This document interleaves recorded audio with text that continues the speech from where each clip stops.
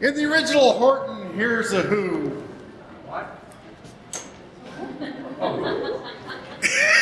in the original, you may recall that part of the problem was he was hearing a voice that no one else heard.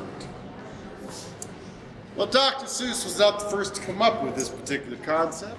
There was a Brahmin who, when he was born, the god Vidatha wrote, as he does for all, the Brahmin's fate upon his little brow with an iron pen. And unfortunately, that particular Brahmin's fate was to never have a satisfactory meal. He would always leave his whatever meal it was unsatisfied. And in this way, he grew up skinny, as you might imagine. For every meal, he would get somewhere close to being full, and something would prevent him from finishing. Be it the table collapsing, the dishes falling apart, a dog coming through and stealing the meal, something would happen. Well, the Brahmin grew up, as such as it was, and he and the wife he eventually acquired worshipped and did rituals for the Mahadeva, Lord Shiva. And they were devout. But the Brahmin carried a bit of a grudge, because you may or may not be aware that Brahmins are supposed to be educated and knowledgeable and not blue-collar dock workers like this one was. Well, so it was, he was fetching the things for the family in the market, and he came across the local prince, who was also riding through the market, only of course with his entourage. But the prince saw the Brahmin and recognized him from descriptions and called him over and said, "I've heard good things of you. Your neighbors speak well of you. Your family is well thought of.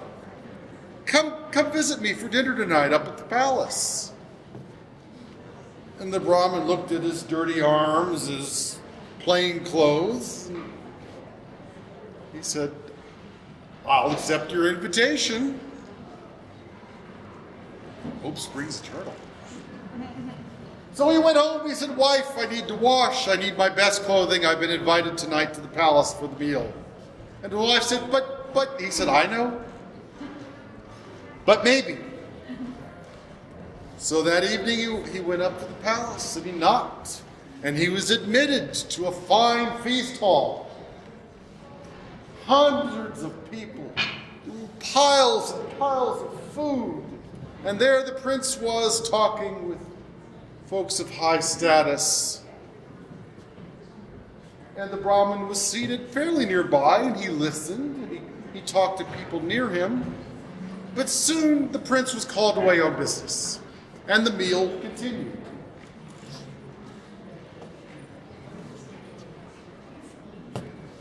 Well, sure enough, as fate would have it, he had no sooner finished just enough to keep body and soul together, no more, than dust, which had been mysteriously accumulating on the rafters, came tumbling down along with the remnants of a long broken candle holder. Crunch, right in the middle of the food in front of him. Dirt, porcelain bits all over. By this time he knew the signs, and he backed away from the table, said his farewells, and made his way home. Well, the next day he was running another errand in the market, and the prince came through with his entourage. And he called the Brahmin over. He said, "I am so sorry I had to leave the meal. I didn't get to talk to you. How'd you enjoy it?" And the Brahmin said, "Well, it was very good food, what I had of it." And the prince said, "What do you mean, what you had of it?" And the Brahmin explained that he had never in his entire life been able to really, fully eat a meal. And the prince looked at him, and he said, "You come back to the palace tonight, and you will have a satisfactory meal. I guarantee it." Sure enough, the Brahmin made his way up to the palace that night, and he was once again admitted to the feast hall. But there a great change had taken place. Tapestries had been removed from the walls. The beams had been clearly cleaned and polished in the roof above, rafters above. The floors were spotless. The tables were spotless. There was but one table setting, and the prince himself was serving the meal. And he sat down with the Brahmin, brought his own dish in, and they shared a meal and talked and ate and talked and ate. Now the god Bidatha is sensitive to when the fates he assigns are threatened. And he heard this going on, and he understood that the fate was about to be overturned. And he appeared in the form of a small green frog high on one of those rafters. And he heard the conversation. He looked down over the edge with his little beakly, bubbly eyes. He looked over the side, and he saw bite by bite of food going into the Brahmin. And he crept down the side of the rafters so he could better see and better hear. Did I say those rafters had been freshly polished? I believe I did. And Bidatha, the god, in the form of a small green frog, went tumbling down into the dish in front of the Brahmin. Now the Brahmin was having a great conversation and having the food and the drink, and he did not take his eyes off the contact with the prince, so he continued eating. And after a while, he was full. Oh, he was so full he could barely walk.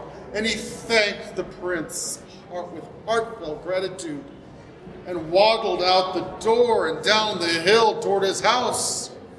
When he heard, "Help me!" Somebody call? "Help me!" Somebody call? "Get me out!" Out of where? What are you talking?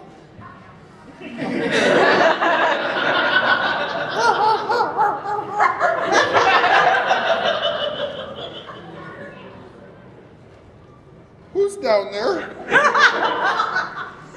"It's Bidatha! You ate me!" Eat you? Bidatha, the god of fate? Bidatha, the god who wrote the fate that said I would never finish a meal? "Yeah, that's me." "You're never getting out.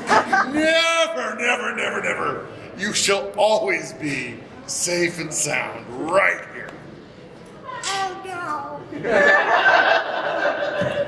And he went home and he said, "Wife, I've had a grand meal. Bring me some water. I need to cleanse my palate, for something distasteful has passed it." And she brought him water. And he sat down and relaxed. Now, not much time passed before the balance of things began to be noticeably awry. Gods began to notice that fates were not getting written as they were supposed to be, and various and sundry other things showed that someone was missing from the pantheon. And Indra, king of the gods, having noticed that such things were going on, looked into it and realized that poor Bidatha was imprisoned in this Brahmin down below. So Indra called on Lakshmi, the goddess of fortune. And he said, "Lakshmi, can I trouble you for a moment?" She said, Yes, anything for you." And he said, "Lakshmi, Bidatha is being held in a guy's tummy down below. Would you be so kind as to convince him to release Bidatha?" And Lakshmi said, "Certainly." So she got her lovely lotus, and she jumped in and sailed down to the Brahmin's front door. He got out and knocked. And the Brahmin's wife came to the door and she saw Lakshmi in her luscious robes and bangles and gold. And the wife said, Namaste. And Lakshmi said, Namaste. I am Lakshmi, goddess of fortune. I have come to speak to your husband.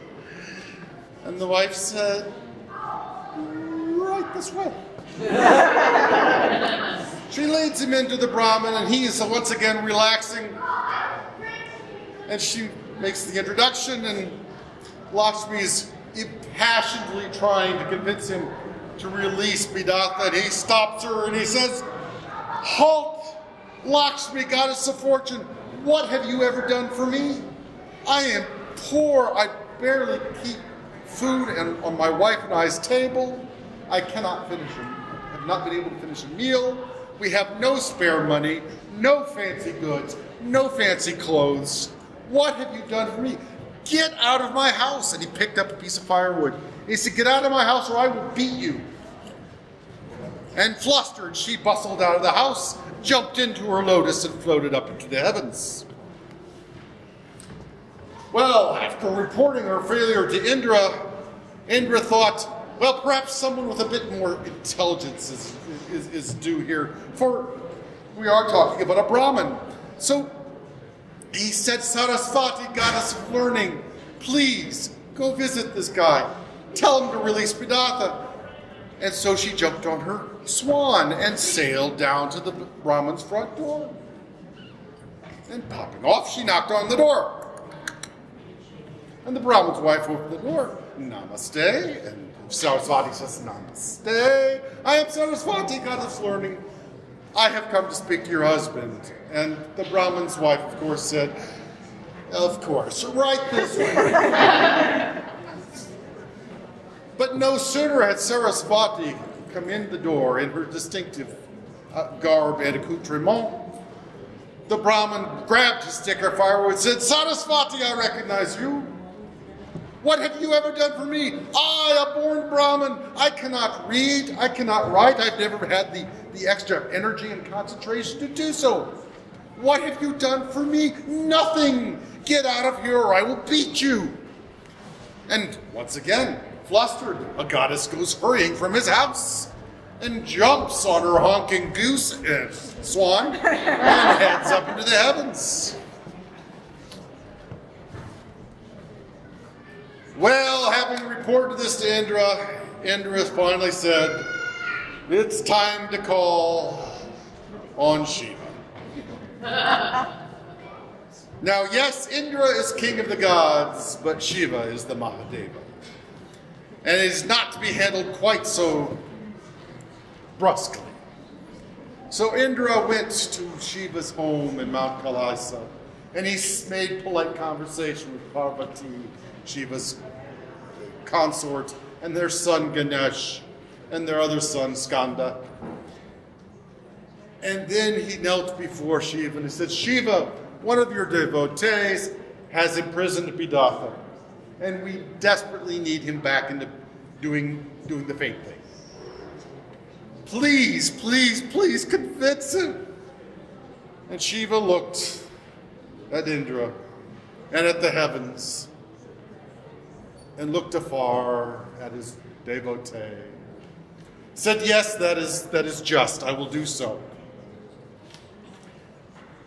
Made his way to the Brahmin's door on his bull Nandi. Dismounted and knocked. And the Brahmin's wife opens the door. Namaste, Mahadeva. And he said, Namaste, beloved one. I need to speak to your husband. She said, yes, Mahadeva. And she took and brought him in. And Lord Shiva had a long conversation in which he promised that the Brahmin and his wife would both be able to spend their time after death at Shiva Loka, the heaven of Shiva's circle, until their next time on Circle of Life brought them into reincarnation. and they agreed to release Bidatha to do his job again. But the Brahmin would be able to continue to eat his fill at his meals, for that fate had been broken. And so it was that Bidatha was gently burped out,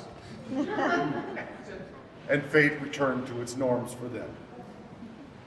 And that is my story of the little voice that no one else heard.